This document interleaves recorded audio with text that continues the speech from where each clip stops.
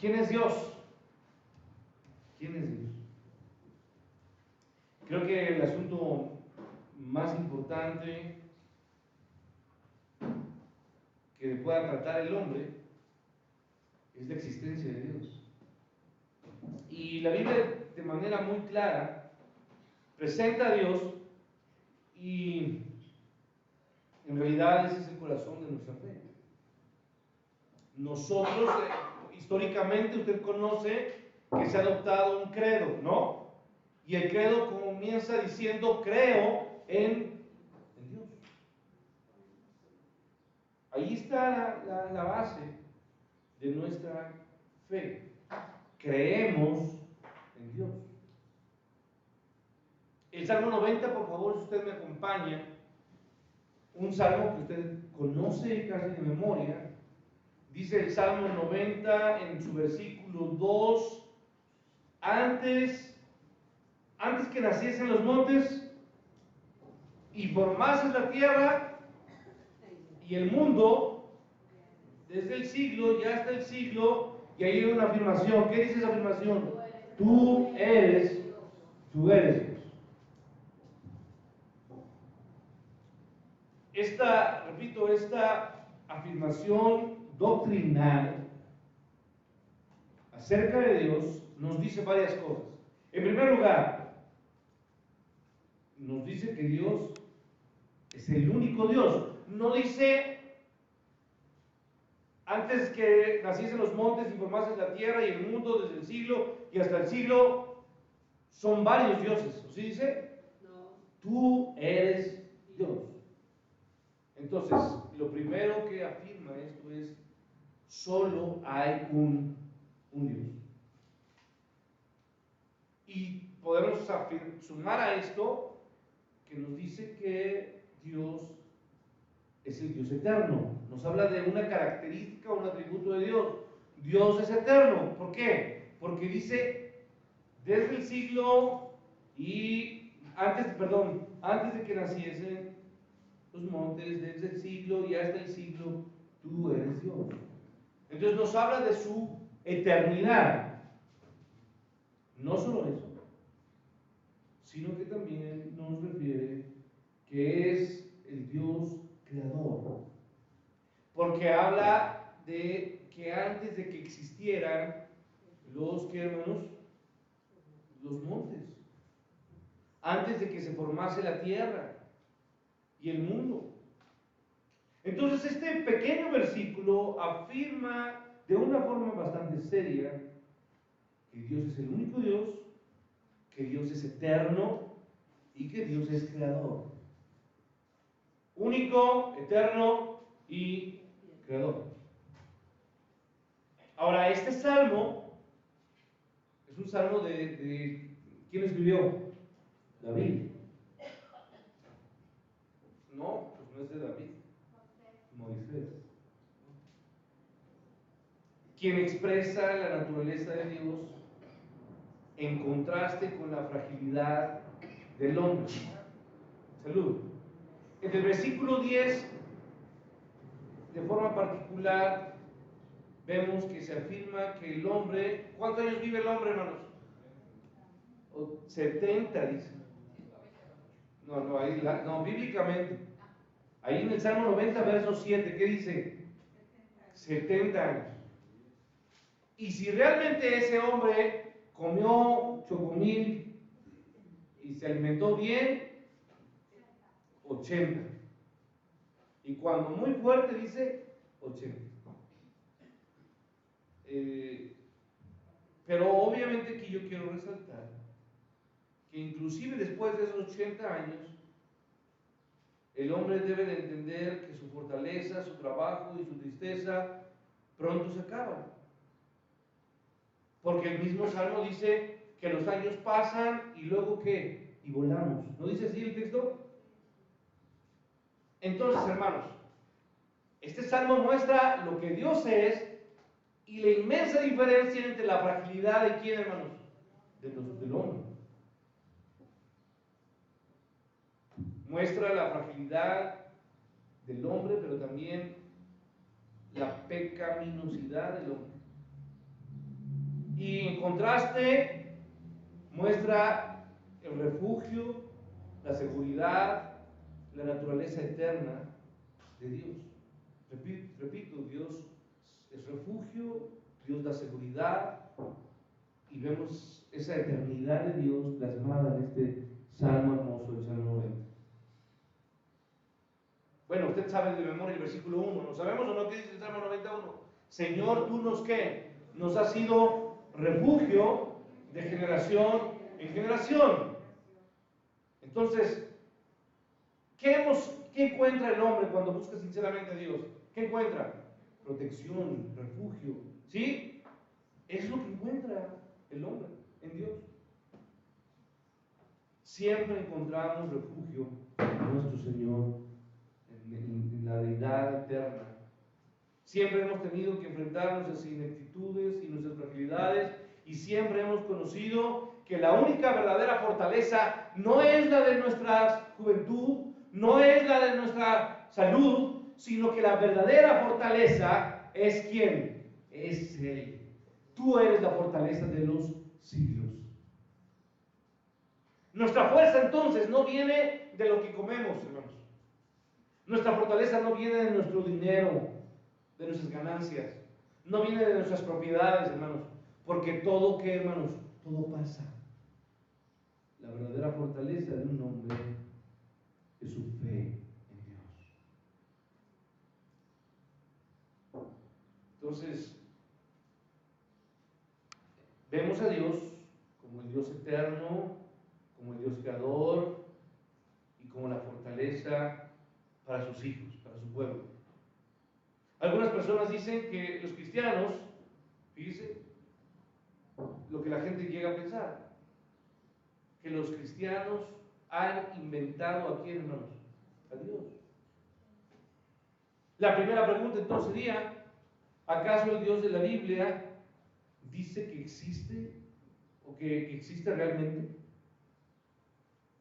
No me gusta hablar de personas que son ateas, pero luego alguna referencia es buena. Este señor Sigmund Freud dijo que el hombre creó a Dios. Y esto es totalmente opuesto a lo que la Biblia enseña. Freud dijo en uno de sus libros, El futuro de una ilusión, no, lo digo pero no para que lo lea, si quiere perder el tiempo en su vida puede leerlo. No. El hombre escribió, el hombre necesita tan desesperadamente seguridad, y debido a que él tiene temores tan profundamente arraigados, y debido a que él vive en un mundo amenazante en el que él tiene muy poco control sobre sus circunstancias, el hombre inventó a Dios para sacarlo cuando él necesita algo. Y también dijo que Dios fue inventado por el hombre, y Freud da 3 razones, 3 argumentos de por qué el hombre creó a Dios. Su primer argumento es porque el hombre teme a lo impredecible, a la impersonalidad y a lo salvaje de la naturaleza. En otras palabras, Freud decía que el hombre ve la enfermedad, la hambruna, los desastres naturales, y sabe que no tiene defensa alguna en contra de ninguna de esas cosas. Y entonces él propone o postula a alguien en algún lugar que pueda liberarlo o salvarlo de estas circunstancias. Es algo así como el hombre que está en la isla, en una isla, imaginemos, y usted sabe que está viviendo en una isla volcánica, y en esa isla solamente está el volcán y el lugar donde pueda vivir esta persona. No hay más para dónde ir. Entonces él está aislado y está sentado ahí en una choza que construyó de lodo, ¿no? ¿De qué puede ser? No había forma de hacer otra. Y él está en ese momento cuando de repente oye truenos y ve que comienza a tronar y tronar el suelo, y lo que él hace es se prepara en esa choza y está con sus hijos y trata de protegerlos en esa choza, pero cuando él sale y ve que el volcán está haciendo erupción y que la lava empieza a escurrir, se da cuenta que la choza va a ser un lugar suficiente de protección, hermano. No. Y ve entonces el poder del volcán haciendo erupción con fuerza, y se da cuenta entonces que de nada va a servir su choza y que obviamente el volcán arrasará con todo. Y al darse cuenta de eso, trata de tomar a sus hijos, y cuando la lava, repito, comienza a bajar, escurrir, no hay manera de salir. Y entonces él inmediatamente solo tiene una cosa, y es buscar una especie de salida sobrenatural, superhumana, o como dirían hoy muchos, ¿no? Los megahumanos, como quieren decirlo. Entonces Freud dice que en esa circunstancia el hombre crea ¿a quién? A Dios. Repito, el primer argumento es: el hombre ha creado a Dios porque teme a lo impredecible, a la impersonalidad y a lo salvaje de la naturaleza. Ahora, el segundo argumento de Freud es que el hombre tiene miedo debido a sus relaciones con su prójimo. Tanto explicar esto, debido a que el hombre con tanta frecuencia siente que el resto de la gente nos trata ¿qué? Mal, ¿sí? Él quiere entonces postular una especie de árbitro entre los problemas que se dan entre las personas. Él quiere postular entonces una especie de árbitro divino, una especie de Dios cósmico con un super silbato, por así decirlo, que en últimas puede detener el juego y darle a todo el mundo lo que merece, porque alguien debe de corregir las cosas, aun si usted no lo ha hecho bien. Entonces este segundo argumento es: el hombre crea a Dios porque necesita que haya alguien que dé a cada quien lo que merece. Segundo argumento de Freud. Tercer argumento, y termino porque no quiero perder mucho tiempo en esto, pero sí quiero que usted vea lo que postula el humanismo respecto a lo que trata de negar la existencia de Dios. Sigmund Freud dice que el hombre crea a Dios porque teme a la muerte y a la extinción. Entonces, el hombre quiere encontrar a un Padre celestial, a una persona feliz en algún lugar, que lo va a llevar a un lugar donde él también estará feliz, porque el hombre no puede soportar el hecho de que va a dejar de existir, y entonces postula la existencia de un cielo. Porque el hombre quiere trascender, ¿me explico? Entonces, estos tres argumentos de Freud: temor a la naturaleza, temor a las relaciones, a los problemas entre seres humanos, que necesitan un árbitro, y temor a la muerte, son los argumentos que Freud da para decir que el hombre inventó a Dios. Ahora, esta es la perspectiva de este señor. No hay Dios, dice él, excepto en la imaginación del hombre. No hay prueba para eso, porque eso salió de esa mente, y voy a decirlo sin ningún respeto, porque no tengo por qué respetar a alguien que no respeta lo que verdaderamente es. En esta mente corrupta de Sigmund Freud, él cree, como el resto de las otras cosas, que esto es una realidad. Porque no hay ninguna prueba en absoluto para eso, y es totalmente imposible de defender. Sin embargo, hay muchas personas que lo creen. Inclusive muestra una perspectiva más bien simplista, ignorante de lo espiritual. Porque si usted realmente examina la religión, descubrirá que cuando el hombre manufactura un Dios, o sea, crea un Dios, él rara vez inventa un Dios que libra. Normalmente es un Dios opresivo que continuamente tiene que ser apaciguado. A ver, yo no digo que no está mal en decir que el hombre ha creado deidades falsas. Eso es cierto. ¿Sí me explico? El hombre ha creado deidades falsas porque han desconocido y rechazado al único Dios verdadero. Pero si hacemos un estudio histórico de culturas que han creado deidades, las deidades creadas por hombres no figuran o no dibujan a un Dios que salva, sino un Dios lleno de ira que ejecuta acciones y que el hombre trata de frenar la fuerza de ese Dios. ¿Sí me explico? Entonces, repito, si estudiamos la historia, vemos que el hombre, sea filosóficamente o pragmáticamente, existe sin Dios y hace lo que puede por eliminarlo. O sea, yo aquí quiero comentar esto, hermanos. Estoy totalmente en desacuerdo con Freud. Y más bien lo que yo propondría es exactamente lo opuesto a él. Yo creo que el hombre no ha hecho a Dios, sino que ha hecho, sino más bien que de hecho, si el hombre hiciera lo que quisiera, la verdadera intención del hombre no es crear a Dios.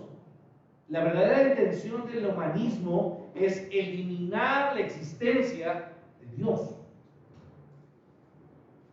O sea, el pensamiento humanista puro es Dios no existe. Y trata de todas formas, con muchas postulaciones y con muchas filosofías o ideologías, trata de afirmar que Dios no existe. Esa es la verdadera mente humanista. Eliminar a todo, con toda la fuerza, la existencia de Dios. Incluso inventa teología y pensamientos que nos dicen que Dios simplemente estaba muerto. Ahora, yo quiero que usted y yo vayamos al huerto del Edén. ¿Sí? Lo primero que vemos que hacía Adán y Eva era caminar y hablar con quién, hermanos? Con Dios. Nos dice que ellos caminaban y hablaban con quién? Con Dios, ¿sí o no? Pero, hermanos, fue el pecado, hasta que llegó el pecado y entonces Adán rompió su relación con quién, hermanos? Con Dios. Entonces, ¿qué es lo primero que ellos hicieron? A ver, no sé si me estoy explicando. Estaba el Edén, y cuando estaba el Edén y tenían una relación Adán y Dios limpia, sin pecado, ellos podían convivir, ¿cierto o no? En el momento que pecó Adán y Eva, ¿qué hicieron ellos? No. Ahí se escondieron. Se escondieron. ¿Esconderse de quién? De Dios. Ese es el punto. Al momento que ellos caen en pecado, inmediatamente ellos se esconden.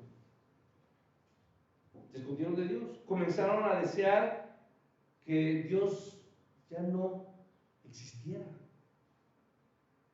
Ese fue el primer pensamiento de ellos. Se esconden para no ¿qué? Para no verlo. Para no ¿qué? Escucharlo. Ese es el primer deseo de negar la existencia de quién, hermanos? De Dios. ¿Producto de qué, hermanos? Del pecado. A ver, ¿sí entienden ahí la lógica? Sí. Entra el pecado y el efecto es esconderse o tratar de buscar eliminar la existencia de Dios. ¿Cómo evadir el castigo? Fue la manera de evadir, claro. Entonces, eso ha sido algo constante con los hombres a lo largo de toda la historia. En Romanos 1, vamos rápidamente a Romanos 1, acompáñame.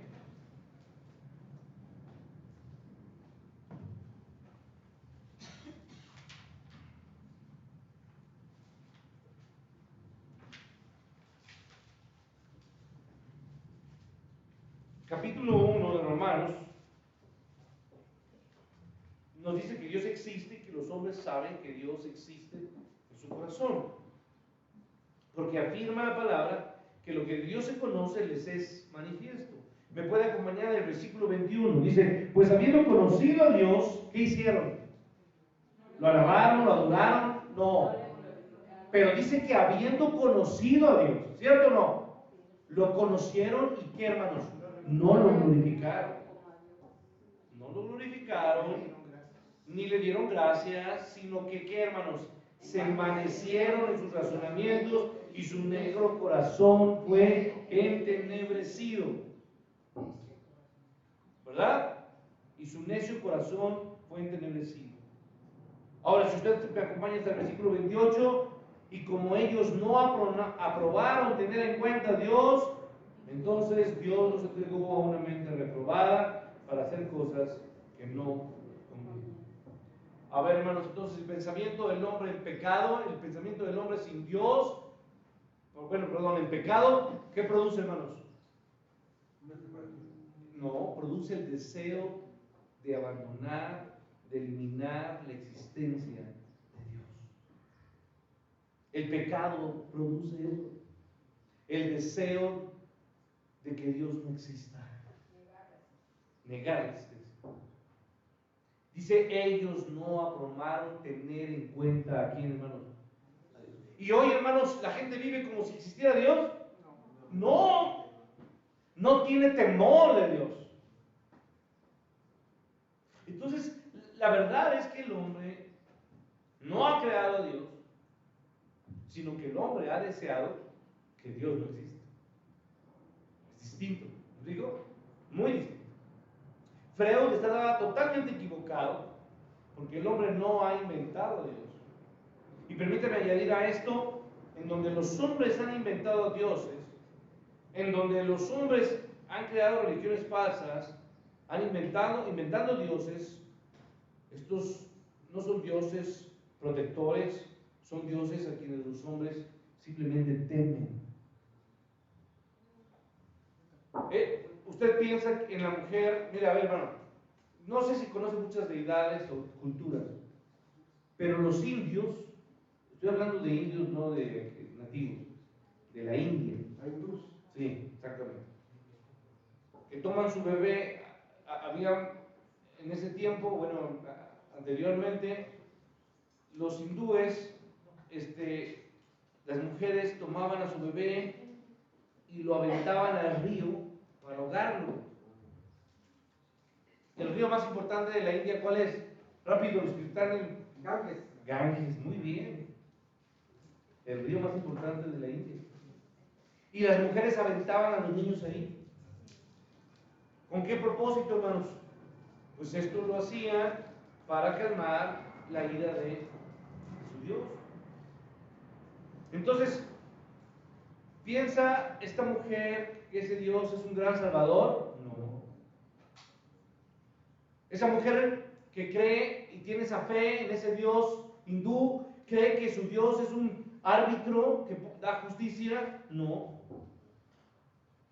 Ese Dios de esa mujer, de ese pensamiento, de esa cultura en la India, ¿conocen a un Dios que los libra de los problemas?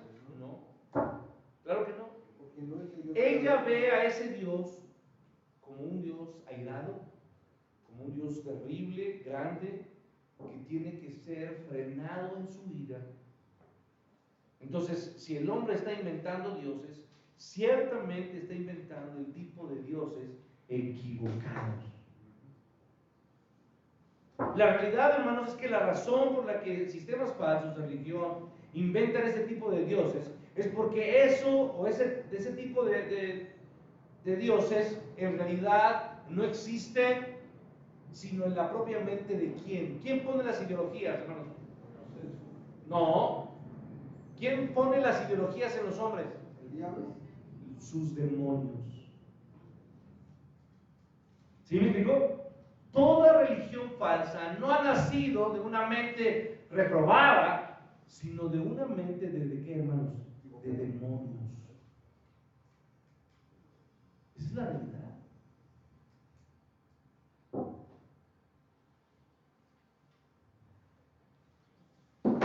ese tipo de pensamiento viene de pensamientos de huestes espirituales de maldad, que crean fábulas y doctrinas de demonios. Para perder a la humanidad. Sí, para perderlo. Entonces, hermanos, la realidad es que la razón por la que existe todo este tipo de cosas es porque hay demonios que ponen en los hombres este tipo de pensamientos. El hombre quiere que Dios no exista y si pudiera hacerlo hará todo lo posible por inventar tantas cosas tratando de suplantar la verdadera deidad única y genuina que es el Dios vivo y verdadero presentado a través de su palabra. Entonces la evidencia de que Dios existe, hermanos, voy a terminar con esto porque no tengo tiempo, es bastante clara. No creo que usted pueda hacer a un lado toda la evidencia y postular que no hay Dios y después inventar una teoría como el hombre ha inventado durante tanto tiempo a Dios sin realmente que usted ignore algunas verdades muy contundentes que tenemos. Los teólogos han catalogado las razones por las que creemos en Dios en muchas maneras. Un catálogo así de simple, voy a tratarlo de hacer y darlo en estas conferencias, y no voy a invertir mucho tiempo, pero quiero que usted lo conozca.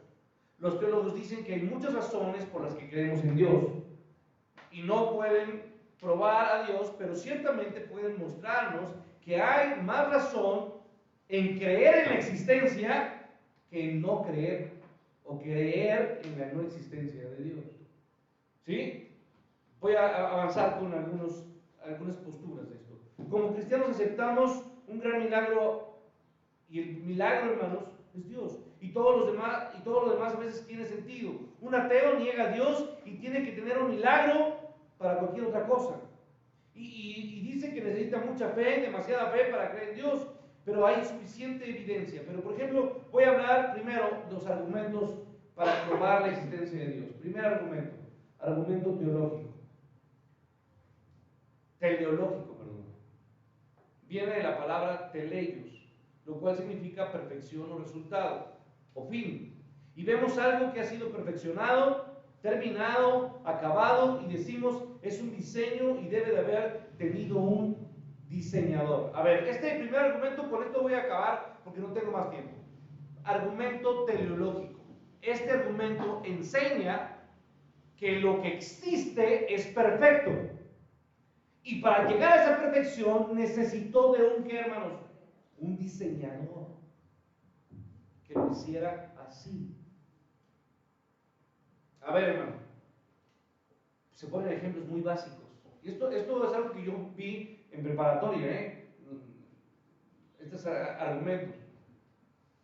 Si usted desarma un reloj y coloca todas las diferentes partes en su bolsillo, y simplemente lo mete en un vaso y sacude al reloj, cuando saque el reloj no va a estar armado, ¿sí? Necesita de quién, hermanos? De alguien que lo ¿qué? Que lo arme. La teoría del Big Bang explica que usted mete a una licuadora y todo se crea. Eso es lo más torpe que puede existir. ¿Sí? El argumento teleológico apunta a que hay un ser que diseña todo lo creado y que es perfecto. ¿Me explico? Entonces, cuando usted tiene algo que funciona, usted intuye que algo lo hizo, ¿qué, hermanos? Funcionar. ¿Me explico? Y cuando se descompone, necesita a alguien que lo haga, ¿qué, hermanos? Funcionar. Bueno, el mexicano a veces para cuando se descompone la tele, ¿cómo lo resuelve? Le pega, ¿no? Y ya dice, ay, soy muy hábil para arreglar las cosas, ¿no? Porque a veces pensamos que con golpes, solamente los hijos son los que necesitan sus golpecitos, ¿verdad? Bueno, ahora, hermano, voy a poner otro ejemplo muy sencillo. Este ejemplo teleológico.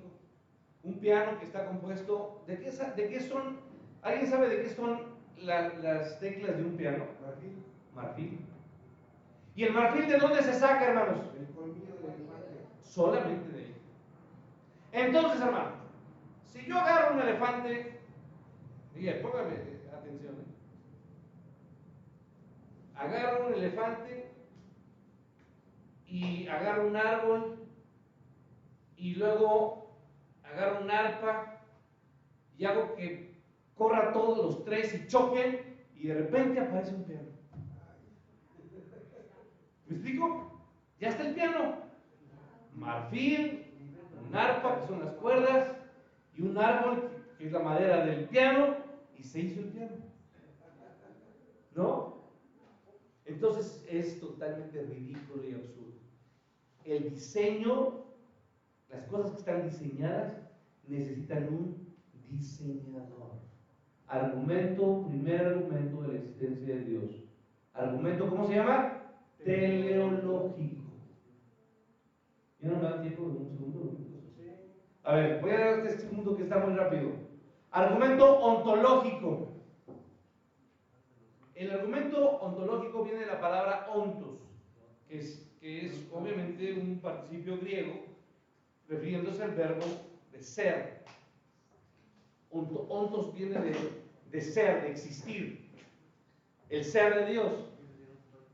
El hecho mismo de que el hombre puede concebir de Dios en términos que verdaderamente son la naturaleza de Dios, indica que Dios existe. Voy a tratarlo de explicar, repito. El hecho mismo de que el hombre pueda concebir de Dios en términos que verdaderamente son la naturaleza de Dios, indica que Dios existe. El ser de Dios, este argumento ontológico, quiere decir que parte de la esencia de Dios, ¿en dónde está, hermanos? Presente, en el ser humano. Y obviamente esto es algo que queda presente. Voy a detenerme aquí, pero hermano, yo quiero que este tipo de razonamientos que estamos teniendo como iglesia, que realmente, hermano, sean argumentos que nos ayuden para cuando de repente platicamos, porque el creyente no solamente debe de conocer la palabra de Dios, sino que también debe de conocer algunas posturas que la gente cree y que la gente, hermanos, de repente puede estudiar o conocer fuera de la palabra de Dios. Nuestro mayor argumento respecto a la existencia de Dios, hermanos, es que nosotros no tenemos que defender en ningún momento que Dios existe, porque es absurdo discutir sobre algo que es totalmente evidente y que, hermanos, y claro, Dios es, esa es la esencia de Jehová, ¿sí? Dios es. Él ha existido y preexiste desde siempre. Hoy, hermano, yo quiero que terminemos esta tarde pensando en lo más hermoso que como creyentes tenemos. Nosotros hemos recibido la verdad de Dios a través de la palabra y ha sido su palabra la que nos da claridad y certeza de la existencia de ¿qué, hermanos? De Dios. Lo que yo estoy compartiendo ahorita con usted son argumentos que puedan ayudar a otra persona que trata de defender posturas totalmente fuera de la razón o del entendimiento bíblico. Pero hermano, yo lo que quiero decirle es, usted ha sido escogido y la palabra de Dios ha abierto su mente y su corazón para entender las cosas básicas que la palabra de Dios enseña. Y lo primero que la palabra muestra, hermanos, es la existencia de ¿qué, hermanos? Del Dios verdadero. Y usted y yo, hermano, no necesitamos más argumentos. Sabemos que Dios existe, que Dios nos creó y que Él, hermano, es hoy y que, hermanos, y siempre. Y que con un amor eterno nos, ¿qué, hermanos? Nos amó y entregó su vida por nosotros.